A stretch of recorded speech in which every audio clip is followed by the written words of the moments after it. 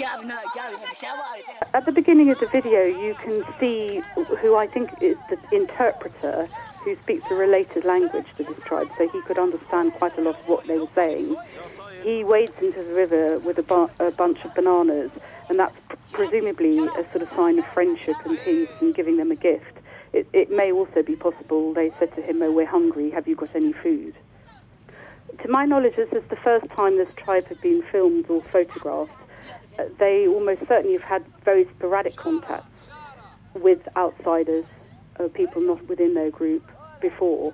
And we know this, because of the gun in the picture, because of their own reports about being attacked by gunmen and having their homes set fire to and people being shot at with firearms. Those are sporadic encounters. What's different about this is what a real contact, in the sense that it was sustained.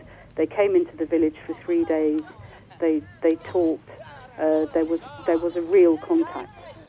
So I would imagine that this tribe had been here for hundreds, if not thousands of years. And what is interesting, that in some of the images you can see that they look healthy. They're young. That's interesting, because that tallies partly with what they were saying, that the elder people in their community were killed or died perhaps from disease. But when these people's land rights are respected, they live incredibly well. They live healthy, fulfilling lives. They're the ultimate self-sufficient people.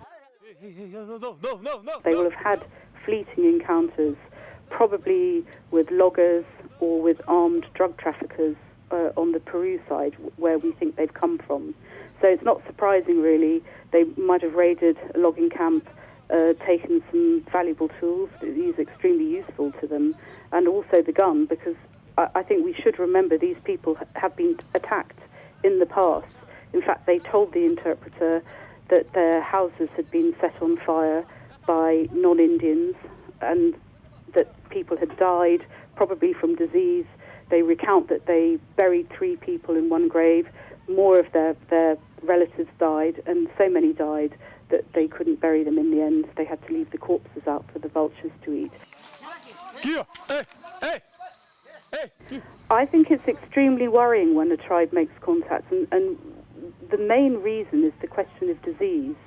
These people have been isolated for so long that they haven't built up any immunity against things that for us aren't a particular danger, like flu or the common cold. For these people, they can kill a whole tribe. Tribes have been wiped out in the past by disease. So this is extremely worrying, and it appears that neither government is fully prepared for this sort of contact. The Brazilians flew in an emergency health team, but much more needs to be done to train people, specialised health units, to deal with this sort of situation, because I think it's going to happen more and more as this region is more invaded.